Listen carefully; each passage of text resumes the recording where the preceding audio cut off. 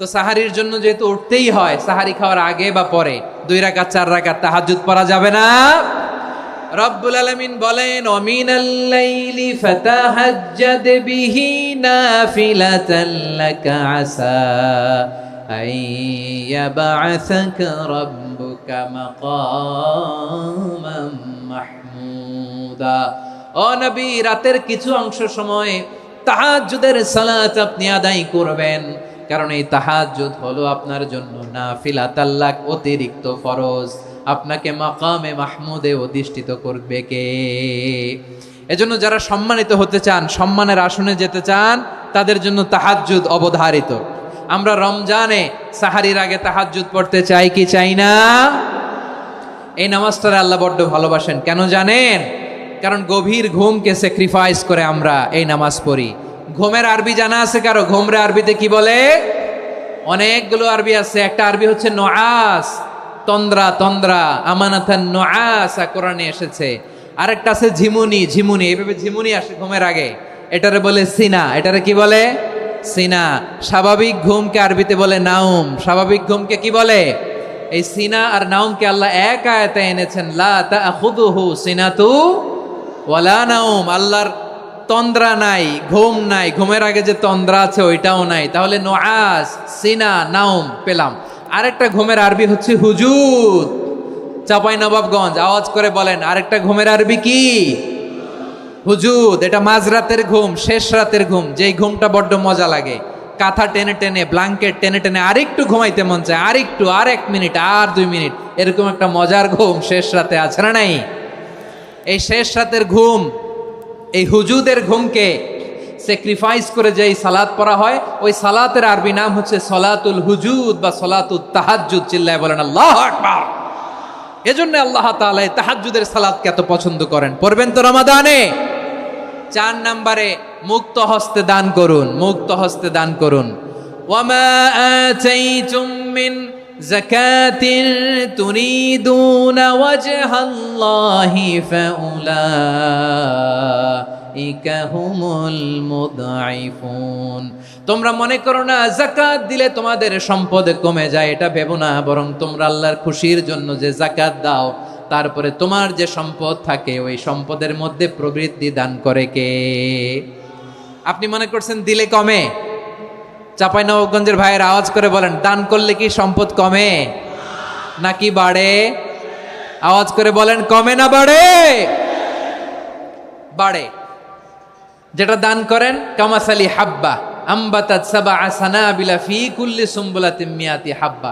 1 টাকা দান করলে এটা চারা বীজের মতো, রূপে দিলে 7টা শীষ, প্রতি শীষে হয় 100 শস্য দানা। আল্লাহ যারে চায় এরকম বাড়ায় দেয়, প্রবৃদ্ধি দেয়। সুবহানাল্লাহ। এজন্য মুক্ত হস্তে দান করতে রাজি আছেন? আগে আগে যাকাত ক্যালকুলেট করে রাখেন। আপনার যাকাত বর্ষ যদি পরেও হয়, দেরি করেও হয়, ধরেন যে প্রতি বছর মুহররমে দেন, আপনি আগে দিতে পারবেন। যাকাত অগ্রিম আদায় করা যায়। সুবহানাল্লাহ বলেন।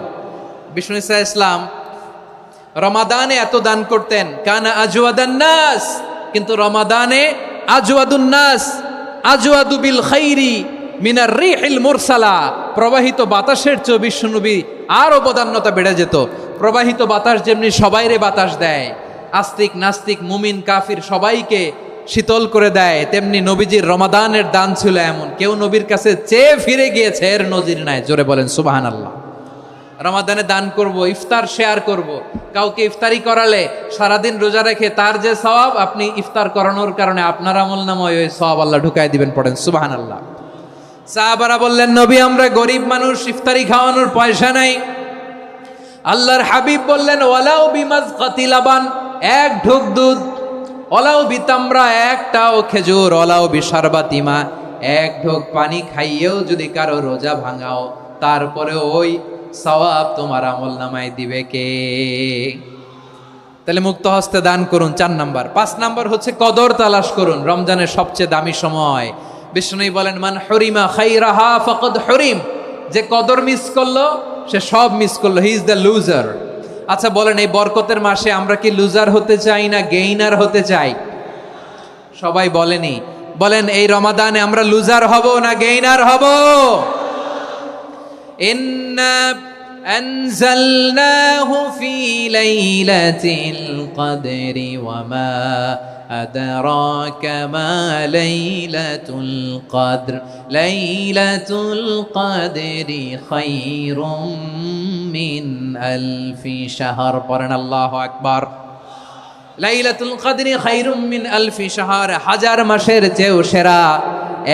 1000 মাসে হয় 83 বছর 4 মাস।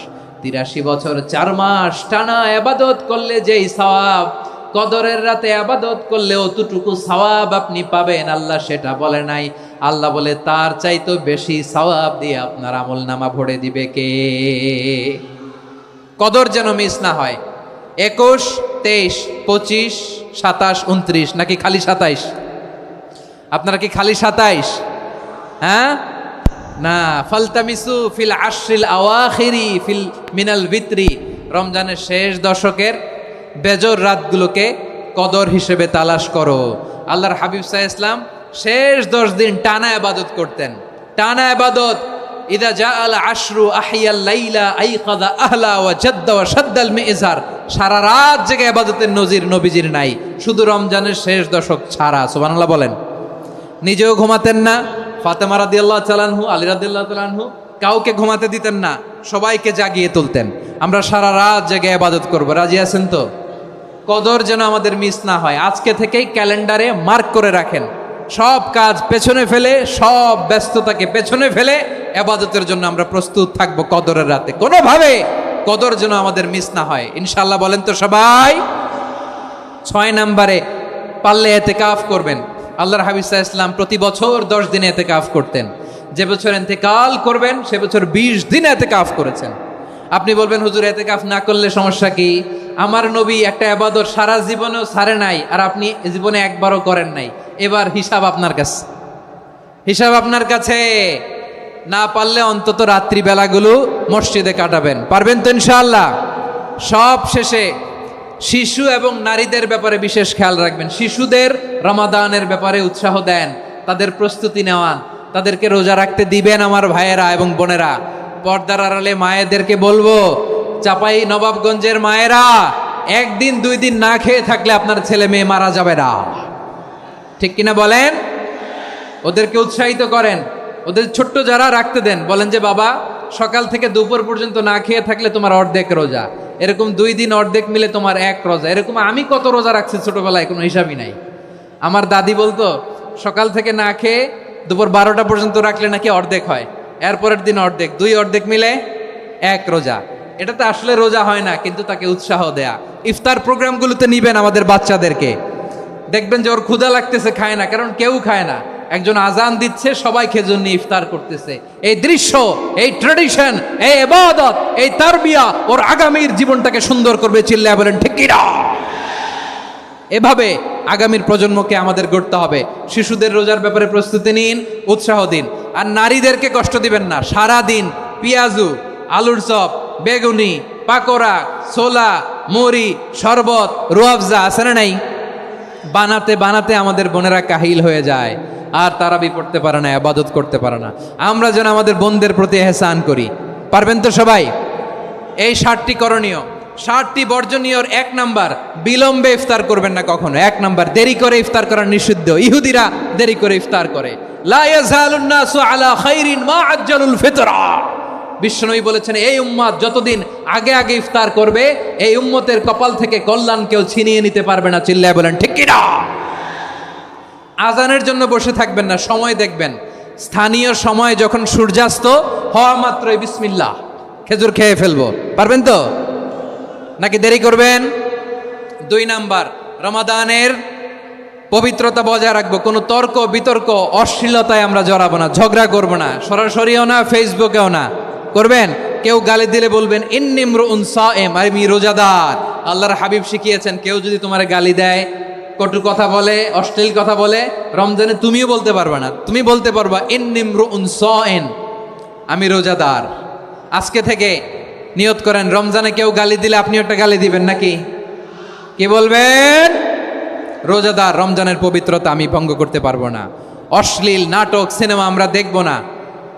ব্যাড হ্যাবিট থাকলে রমাদানে এটা ছাড়ার মহা সুযোগ। স্মোকিং এর অভ্যাস আছে অনেকের, ঠিক কিনা?